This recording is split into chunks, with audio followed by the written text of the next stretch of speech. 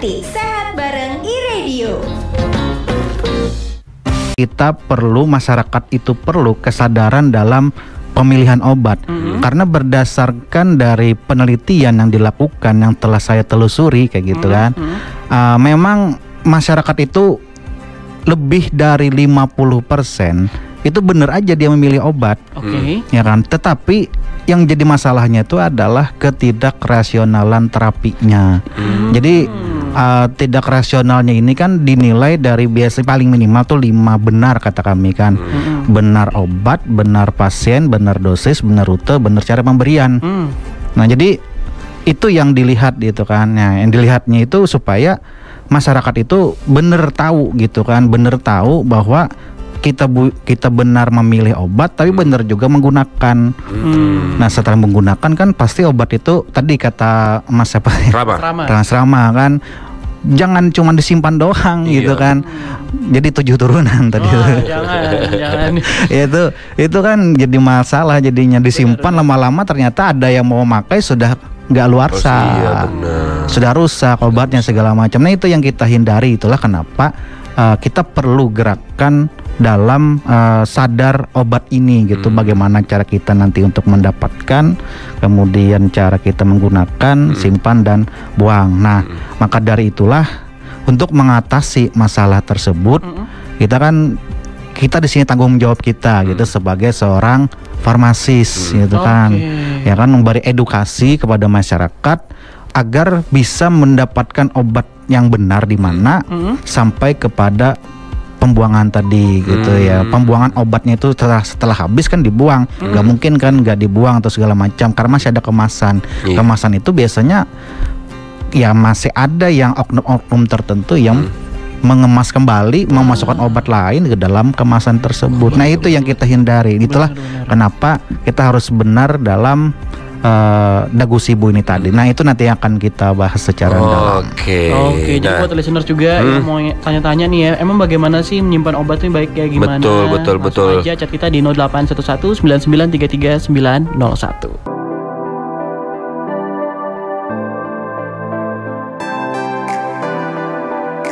Radio Banjarmasin 90,1 FM 100% musik Indonesia. Listeners, kita kali ini di Rabu Sehati bersama Mas Alfi ya, sebutnya ya Mas Alfi, dosen stikers ISPI Banjarmasin nih listeners. Tadi kita ngomongin tentang dagu sibu listeners ya, atau singkatan dari dapatkan, gunakan, simpan, buang. Betul, tapi kalau dagunya suka Jepang, dagu ibu.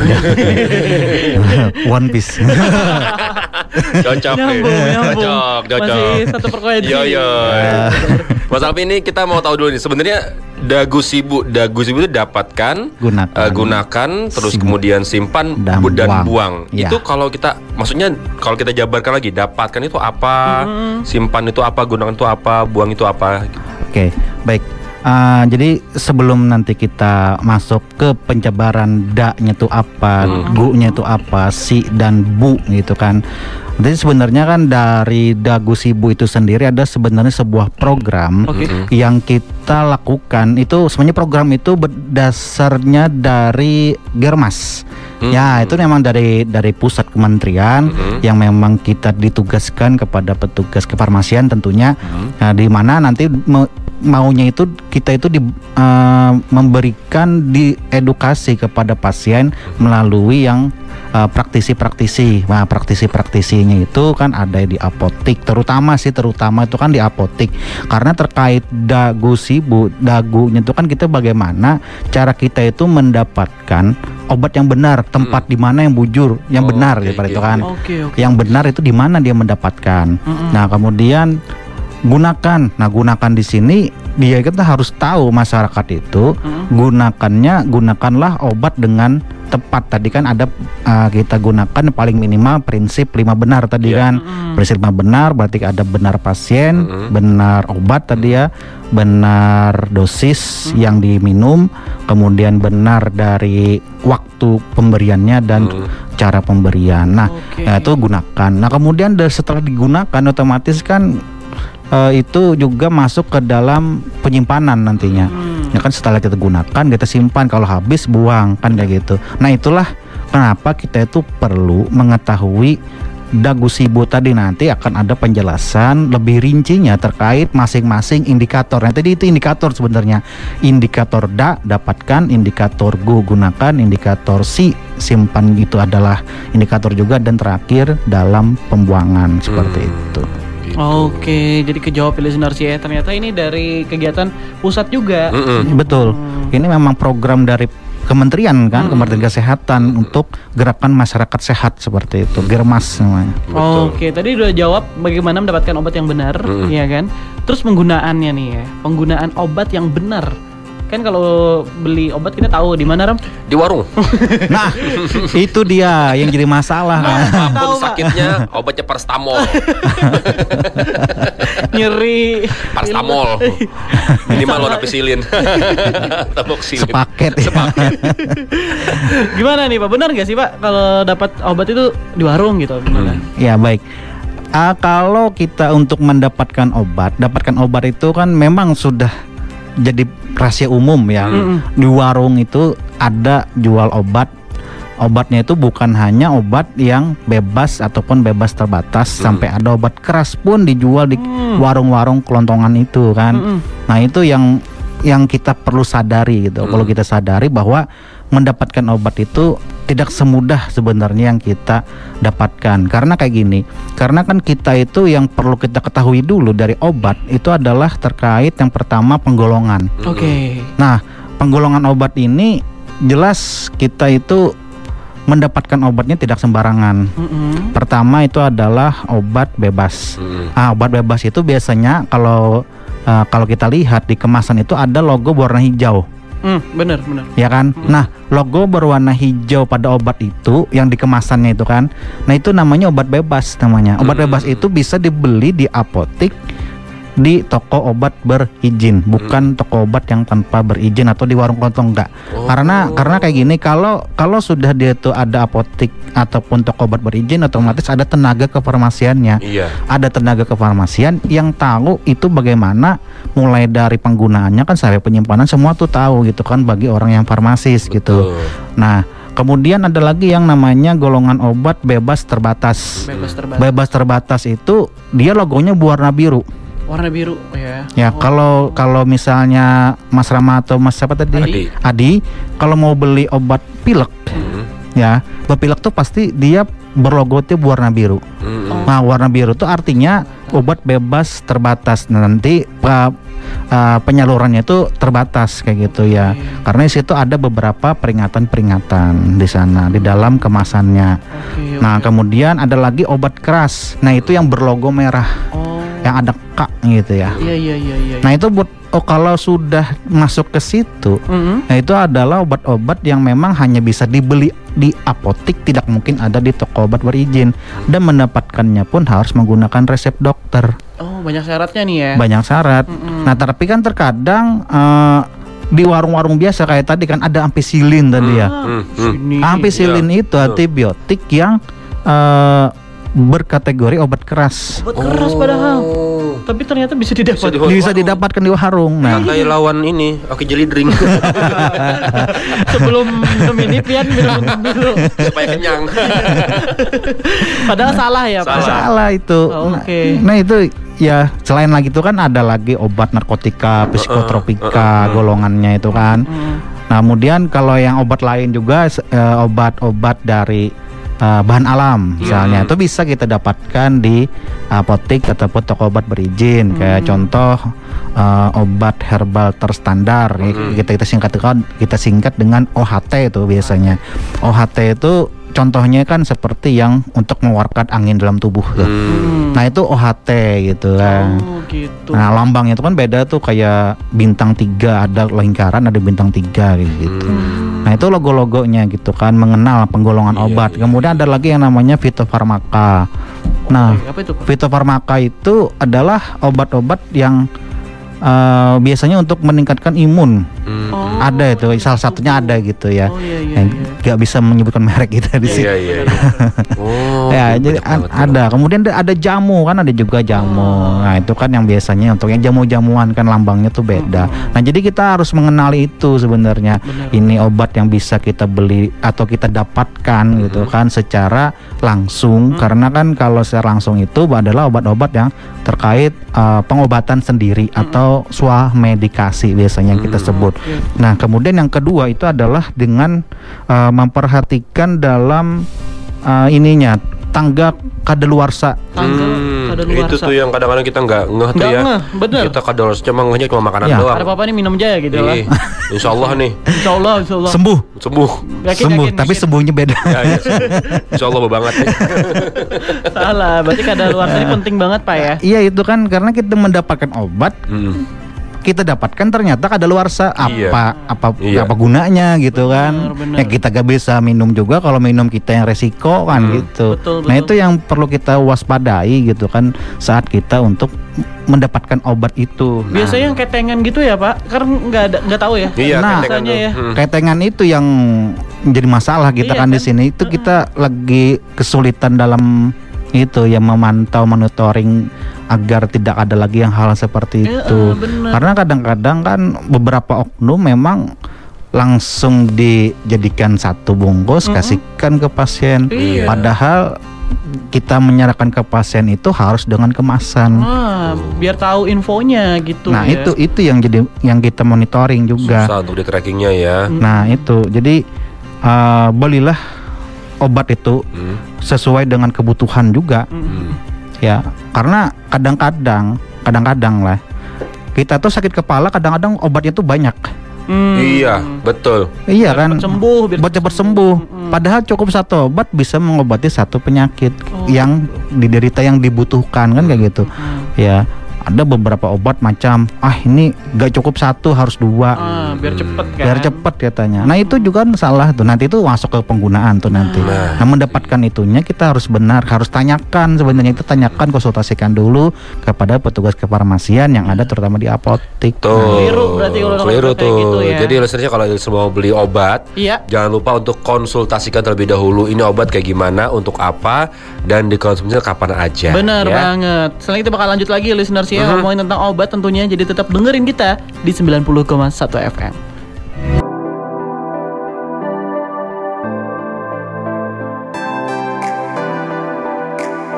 Di Radio Banjarmasin 90,1 FM 100% musik Indonesia. Masih di Rabu Sehati listeners bersama Adi Febrian dan juga Rama Juple. Betul sekali. Dan tentunya bersama Mas Alfi. Beliau adalah dosen Stikes ISPI Banjarmasin listeners. Tadi kita udah ngomongin cara beli obat yang tepat dan benar bagaimana. Betul listeners ya. Kalau udah beli menggunakan. Nah, apakah dengan membeli obat di warung-warung itu kita sudah tepat guna? Maksudnya kita sudah, karena kita beli obatnya misalnya yang obat sakit kepala ya, satu kepeng itu kan ada 4 tuh. Nah itu dikonsumsi 1 kali sehari atau berapa kali sehari kayak gitu, sesuai dengan anjuran yang tertulis gitu. Ya jadi kan kita tadi sudah membahas terkait bagaimana cara kita mendapatkan obat dan pemilihan obat yang tepat untuk diri kita kan, penyakit yang kita rasakan. Nah kemudian kita akan masuk ke dalam yang pada bagian indikator kedua yaitu gunakan obat dengan benar atau tepat. Nah di sini dia itu ada 3 ya, ada 3 proses yang harus dilalui gunakan ini. Yang pertama itu adalah kita harus melihat dulu sebelum penggunaannya itu bagaimana, saat penggunaan obat itu juga bagaimana, dan setelah menggunakan obat. Nah jadi ada 3 nih yang harus kita perhatikan terhadap penggunaan obat itu sendiri. Yang pertama yaitu adalah terkait sebelum menggunakan obat. Nah sebelum menggunakan obat berarti yang kita harus pastikan itu adalah yang pertama, obat itu digunakan memang untuk penyakit yang kita derita. Iya betul dong. Kalau obat yang kita derita ngapain kan kita gunakan gitu. Kepala obatnya sakit pinggang. Wah, pinggang kawan lagi yang sakit. Kemudian yang kita pastikan lagi yang kedua sebelum kita menggunakan itu adalah obat itu masih baik atau tidak. Karena kan tadi kan tahu tuh. Iya. Ya kan karena bisa jadi bisa jadi obat itu karena kelamaan di tempat pelayanan tadi baik itu apotek atau toko obat tadi, jadi tidak tahu bahwa obat itu benar-benar masih baik atau rusak kayak gitu. Nah jadi itu juga kita harus pastikan terlebih dahulu sebelum meminum sebenarnya. Jadi kita harus pastikan hal itu. Kemudian yang memastikan yang ketiga itu adalah lagi-lagi kita lihat peringatan yang ada di dalam kemasan. Kenapa? Karena pasti ada beberapa peringatan ya kan. Pertama biasanya itu peringatan untuk wanita hamil dan menyusui. Oke, benar-benar. Ya kan itu paling sering tuh keluar kontraindikasi terhadap obat dan segala macam. Betul. Nah itu yang kita pastikan terlebih dahulu sebelum minum. Ya sebelum minum kita pastikan itu dulu. Kita harus tahu diri kita dulu, kita itu apa sih penyakit dari kita, baru nanti kita sesuaikan dari obat yang kita akan minum. Nah kemudian selanjutnya itu adalah kita itu harus memastikan membeli obat itu apakah nanti memerlukan bantuan orang lain atau tidak. Gimana tuh maksudnya tuh? Jadi kan ini masuk ke dalam saat penggunaan nantinya. Nah saat penggunaan kita harus memperhatikan obat-obat yang memang bisa membutuhkan orang lain atau tidak. Contoh saat salah satu kita menggunakan obat bukan obat sih koyo. Koyo bisa gak kita nempel di belakang tanpa orang lain? Bener. Yang ada tokledotnya, ada presisi. Iya kan itu paling sederhana tuh. Itu paling sederhana kan. Kita memastikan obat itu memang kita beli, kita perlu bantu orang lain atau tidak. Nah itu saat penggunaannya kan kayak gitu. Kita pastikan ada orang tidak yang bisa membantu kita untuk memasang koyo tadi kan, misalnya pegel sakit pinggang kan tadi kan. Nah bener. Nah jadi itu kan perlu bantuan gitu, memastikan bahwa kita beli obat ini benar ada yang membantu kita. Kecuali memang kalau tidak ada yang membantu kita, misalnya kita di kos sendirian segala macam kan, tidak ada teman, misalnya teman lagi sibuk. Nah, jadi kan otomatis kita akan beli obat yang sesuai dengan kebutuhan kita tadi kan gitu. Bukan tidak berarti kita nggak bisa yang menggunakan koyo tadi, berarti menggunakan obat yang diminum untuk meredakan nyeri di pinggang tadi gitu. Nah itu kan saat penggunaan. Nah saat penggunaan itu pun juga sebenarnya kita harus perhatikan ya, terkait penggunaan itu benar. Penggunaan itu benar seperti obat-obat khusus ya, obat-obat khusus yang kita ketahui ada obat tetes mata yang bisa kita beli secara bebas terbatas betul, seperti itu. Nah obat bebas terbatas salah satu kan itu harus benar kita untuk cara meneteskannya, misalnya kita cuci tangan terlebih dahulu ya kan, kebuka kemasannya, kemudian mendongakkan kepala ke atas, pelupuk ya pelupuknya kita tarik ke bawah kan berapa tetes, kemudian kita kita taruh nanti tempat yang di mana ya, itu penting ya dalam penggunaan. Tapi ada juga sebenarnya yang itu yang benar, ada juga yang salah. Ya ini yang harus kita luruskan gitu kan. Yang kita harus luruskan. Nah, seperti mungkin pernah dengar atau gimana gitu ya. Cara pemberiannya itu salah. Yaitu ada pasien yang membeli obat di tempat yang salah biasanya. Ya, mungkin itu antibiotik ya. Tadi yang kata Mas Rama tadi kan paracetamol dan ampicillin. Ya. Nah, ada beberapa orang yang menggunakan ampicillin itu salah dalam cara pemberian. Posisinya si pasien itu, masyarakat itu dia mengalami kecelakaan, gugur ringan, jatuh ringan ke aspal, luka kakinya. Yang harusnya obat itu diminum, tapi dihancurin, tapi ditaburkan di lukanya. Wah, itu ilmu Benyamin Sueb. Pernah nggak dengar kayak gitu kan? Ada itu. Kita ambil kuesioner ke penelitian kemarin di apotek, ternyata masih ada yang gitu. Waduh. Wah. Perih itu. Perih banget tuh ya. Ya. Ternyata masih ada orang yang masih gitu ada ya. kayak gitu. Wah, Sembuh. kan iya memang sembuh, tapi kan beda caranya gitu. Iya. Sebenarnya kan ada memang sediaan salep antibiotik untuk luka. Iya, benar. Oh, benar.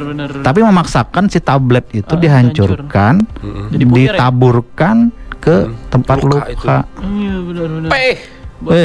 Itu. Nah itu kan salah gitu. Iya, Nah iya, itu yang sering yang kita temukan pada saat Obat dalam pengambilan. jadi obat luar ya.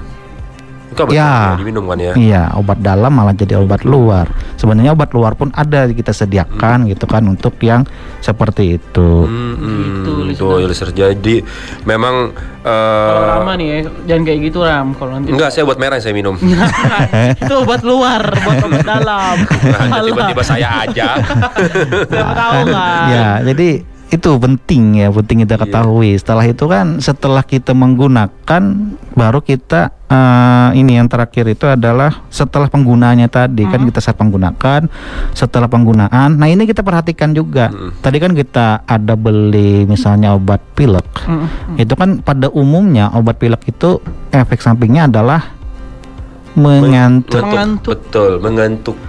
Lemes. Itu yang kita perhatikan lagi. Kita tahu kondisi kan, kita tahu kondisi saat kita membeli obat. Tadi kan kita memastikan segala macam, mulai dari mendapatkan, mulai kita mau menggunakan, saat kita menggunakan, dan setelah menggunakan pun kita harus benar-benar memahami, mengetahui Efek sampingnya apa? efek sampingnya itu apa yang tidak boleh, segala macam. Karena saat menggunakan obat yang tadi pilek pasti efek sampingnya mengantuk, ya jangan coba-coba kita menyetir jarak jauh gitu kan. Wah, gitu banyak tuh kan. Habis minum obat batuk ngantuk jadi pilot. Orang kawa. Itu salah Maksa, itu maksa. Andi mau banget sih Mas Rama ini. Tiba-tiba jadi pilot aja. Terlalu wibu ternyata Mas Rama ini, ya Allah. Kasihan maskapainya Mas Rama. Itu pilotnya berani banget. Ya siapa tahu kan. Oke, listeners, setelah ini kita akan bahas lebih jauh mengenai bagaimana cara menyimpan Betul. dan membuang obat. Nah, obat apa yang harus dibuang? Setelah ini listeners ya. Yap.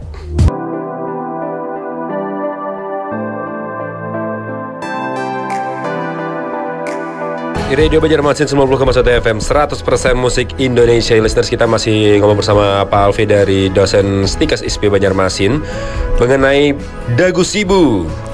Dapatkan, gunakan, simpan, dan buang. Tadi kita sudah jelaskan panjang lebar sama beliau juga bagaimana cara mendapatkan, bagaimana cara menggunakan. Nah, sekarang menyimpan dan membuang nih. Gimana nih Pak? Baik. Nah, ini sudah mulai ringan ya, simpan dan buang. Oke. Nah, yang tadi kan setelah kita jelaskan ya, kita sama-sama pahami bahwa setelah obat itu digunakan pasti kita akan melakukan namanya menaruh, menyimpan, ya kan, menaruh dan menyimpan. Nah, jadi paling penting tuh sebenarnya terkait penyimpanan ini nantinya akan tetap menjaga kualitas dari si obat itu. Terkadang-kadang kan kita menyimpan tuh sembarangan, taruhnya di sana, di sini, di mana-mana gitu kan. Pada saat mau minum obat bingung mau di mana. Nah itu salah satu memang mengapa kita harus menyimpan obat itu dengan baik dan benar, terutama di rumah, terutama kan di rumah nih. Nah yang pertama itu kita harus menyimpan obatnya itu di jauh dari jangkauan anak-anak terutama. Oke, benar. Tapi kalau sirup ya. Sirup apapun Pecah, itu segala yang segala macam mungkin kan, yang terutama yang tadi yang obat tetes batata dikira bentuknya kecil dikiranya ngapa gitu kan. Nah itu menarik si perhatian si anak-anak gitu kan, yang umur yang mungkin ya sekitar 3-5 tahun itu kan masih belum paham terkait hal seperti itu. Nah, jauhkan dari jangkauan anak-anak. Ya kamu makanya tadi jangan sembarang kita naruhnya. Kalau bisa tuh memang ada tempat lemari khusus yang kita itu menyimpan obat, atau di tempat box khusus di mana kita taruh yang bisa tertutup rapat. Nah kemudian hindari lagi yang namanya sinar matahari langsung. Oke. Sinar matahari langsung. Karena sinar matahari itu dapat merusak obat. Merusak obat. Makanya kan harus ada kemasan kan beberapa itu. Nah kemasan itu melindungi dari sinar matahari. Nah, kemasan primer dan sekunder gitu kan. Nah itu penting untuk kita ketahui. Jadi menyimpan obat kalau bisa jangan langsung terkena sinar matahari. Kemudian jangan disimpan di tempat yang lembab atau dia bersuhu tinggi. Panas itu karena memang bisa menyebabkan obat itu juga rusak. Nah, namun ada kan nanti ada obat yang beberapa yang harus disimpan di dalam tempat khusus, misalnya di dalam lemari es ya, lemari kulkas pendingin segala macam. Nah, itu kan seperti obat-obat yang supositoria sediaannya yang dimasukkan mohon maaf lewat anus, dubur ada belakang kayak gitu. Nah, itu kan disimpannya nggak bisa di dalam tempat biasa, tempat obat biasa karena harus dingin. Karena kalau dia tidak dingin dia meleleh. Oh gitu. Nah itu kan biasanya disimpan di tempat yang dingin di dalam kulkas. Nah itu kan obat lain kan untuk disimpan dalam kulkas. Nah, namun ada juga persepsi kita kalau disimpan dalam kulkas misalnya yang sirup itu dapat bertahan lama. Ya itu memang dapat memperpanjang kan setelah kita buka kemasan itu kan kita simpan di dalam kulkas karena tadi sehari aja mungkin sudah sembuh. Pengen nanti kalau kambuh kan tinggal simpan dalam kulkas bisa diminum lagi nggak bisa kayak gitu. Ya harus dihabiskan sesuai dengan waktunya. Kalau itu antibiotik. Ya. Gitu. Kalau obat yang biasa misalnya tadi penurun demam, berarti bila dia sudah sembuh demamnya, maka itu harus dihentikan. Dibuang atau kayak gimana? Dibuang. Itu lebih aman dibuang. Amannya dibuang ya. Ya karena takutnya tadi karena kita tuh nggak tahu kapan. Ya namanya memang pada beberapa obat memang bisa kita simpan dalam waktu 1 minggu. Nah itu saran saya kalau mau kayak gitu tuliskan aja di kemasannya kapan tanggal beli. Nah ini nih tipsnya nih. Bagus tuh. Betul. Jadi kita tahu ya kapan ininya ya. Karena itu lama. Saya lakukan di rumah misalnya kan kayak gitu. Karena kita punya anak kecil kan biasanya kan kambuhannya itu untuk yang demam itu sering masih rentan gitu kan. Makanya kalau obat sirup itu kan kita tulis saja tanggalnya kapan kita beli. Ya kan misalnya sudah lewat daripada 1 minggu gak usah lagi diminum. Mantap. Kayak gitu listeners bisa dicoba tuh. Nah itu kan tips kita untuk yang melakukan penyimpanan yang di rumah kayak gitu. Jadi nggak bisa sampai selama-lama sampai apa tadi kata Mas Rama sampai warisan tadi. Pakai obat nininya sudah jadi ampi hai nininya is gone. Nininya kan sudah hilang, nggak ada lagi gitu. Kayak ampi, Jojo mah maharit. Apa itu maharit?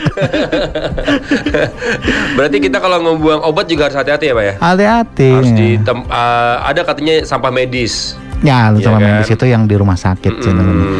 Nah kemudian yang disimpan selanjutnya itu kita misalnya kan berperiksa ke dokter, ada resep kita tebus di apotek. Dan itu pasti kalau dari situ akan ada yang namanya obat itu dengan etiket. Oh apa itu? Etiket itu pemberitahuan bagaimana cara pemakaiannya. Misalnya kan 3 kali sehari kan ada kertas kecil tuh sering. Benar-benar. Nah itu kalau itu memang ada kan dapat jangan dipisah. Kalau sudah selesai menggunakan disimpan lagi ke dalamnya. Nanti kalau ketuker gimana yang harusnya 3 kali 1 ketuker dengan yang 1 kali 1 karton beda tuh salah lagi tuh kan. Iya benar. Ketidakrasionalan terapi lagi jadinya. Benar. Oh gitu. Jadi kalau misalnya di itu ada etiket jangan sampai ketuker. Yang mana yang 3 kali 1, yang mana 1 kali 1. Wah itu tuh diperhatikan banget. Diperhatikan. Kalau sebenarnya 1 kali 1 diminum 3 kali 1 overdosis kan. Bahaya banget tuh jadinya ya kalau udah kayak gitu. Jadi itu memang sangat harus kita perhatikan dalam proses penyimpanannya tadi. Nah itu menggunakan etiket yang misalnya ada etiketnya gitu kan. Karena kan obat yang ada etiket otomatis biasanya tanpa ada kemasan. Kecuali dia itu sedianya sirup pasti dalam kemasannya itu terlihat kan atau orang pakainya segala macam. Kalau dia tutup bentuknya tablet gak ada. Benar. Salah satunya dengan cara tadi penulisan etiket tadi ya. Iya, gitu. Banyak ya ternyata harus kita perhatikan dalam penggunaan obat agar efektif menyembuhkan penyakit kita. Betul. Jadi listeners ya, sekali lagi kalau Anda sekarang dalam kondisi badan yang kurang fit dan masih dalam perawatan atau masih dalam mengkonsumsi obat-obatan yang sesuai dengan anjuran dokter ya. Diperhatikan lagi tuh kapan Anda mendapatkan obatnya. Diminum. Waktunya minum benar. Kapan dia itu diminumnya, ada yang sebelum, ada yang saat makan, ada yang setelah makan. Kadang-kadang ini pun salah. Sebelum makan bis itu kan minum obat langsung makan. Nah itu enggak, itu bukan sebelum makan gitu. Itu hendak makan. Itu lapar baru. Nah itu kan jatuhnya saat makan gitu kan. Kalau sebelum makan berarti kan 1 jam atau setengah jam ya. Kalau setelah makan kan berarti 30 menit sampai 1 jam setelah makan baru minum obat. Nah itu ya. Nah, ada anjurannya. Nggak bisa kita sembarangan kan gitu. Nggak sampai nanti terapinya. Nah bener. Ntar obatnya disalahin, dokternya lagi disalahin. Padahal kitanya pemakaiannya yang salah. Nah itu makanya tadi kan bener aja orang tuh memilih obat, pengetahuannya bagus, tetapi pemakaiannya yang salah. Nah ini nih, jadi nggak efektif obatnya. Nggak efektif malah. Bukan obatnya yang salah ya Pak ya. Makanya itu kita di sini terkait Dagu Sibu ini yang kita perlu gerakkan itu masyarakat untuk mengerti dan memahami. Mantap. Nah kemudian terakhir buang. Nah buang ini berarti kan setelah kita selesai menggunakan, kita simpan dan sudah obatnya itu kadaluarsa, maka ada beberapa poin penting yang harus kita ketahui bagaimana cara membuang obat. Nah biasanya kalau obat-obat yang dalam bentuk sediaan padat, tablet, kemudian kaplet dan segala macam bentuknya yang padat-padatan, itu kalau mau membuang itu hancurkan terlebih dahulu. Dihancurkan, Pak? Hancurkan aja terlebih dahulu, baru nanti dimasukkan ke dalam plastik biasa seperti itu kan, baru kita buang ke tempat sampah. Oh gitu. Kenapa Pak? Tempat sampah? Gak apa-apa, kan sudah dihancurkan sampai ke kemasan-kemasannya kan kita. Gak bakal lagi dipakai bisa itu. Oh jadi kalau nggak dihancurkan takutnya akan dipakai lagi. Gitu ya. Benar. Nah kemudian itu untuk yang sediaan padat. Kemudian yang cair, yang sirup-sirupan tadi kan. Kalau memang itu sudah tidak keluarsa atau rusak, gampangnya itu adalah tinggal dibuang di dalam kloset airnya itu, wastafel. Buka keran hilang, sudah tinggal botolnya aja lagi yang dibuang. Bukan sama botolnya. Bukan sama botolnya, kecuali sama botolnya itu adalah dihilangkan dulu antibiotik. Misalnya antibiotik itu sebenarnya Kalau antibiotik itu harus buang dengan kemasannya gitu. Soalnya biotik menghancurkan itu juga tanah ya, kalau nggak salah ya. Pokoknya mengganggu gitu ya. Ya nggak tahu tuh kan itu anjuran. Anjuran itu jadi kalau antibiotik kalau bisa itu memang paling aman kalau memang kita awam terhadap memusnahkan obat tadi, sebenarnya bisa kita titipkan ke tempat layanan kesehatan setempat. Oh gitu. Nah ini ada obat yang sama medis tadi kan bisa kita serahkan ke apotek, misalnya minta tolong atau ke puskesmas.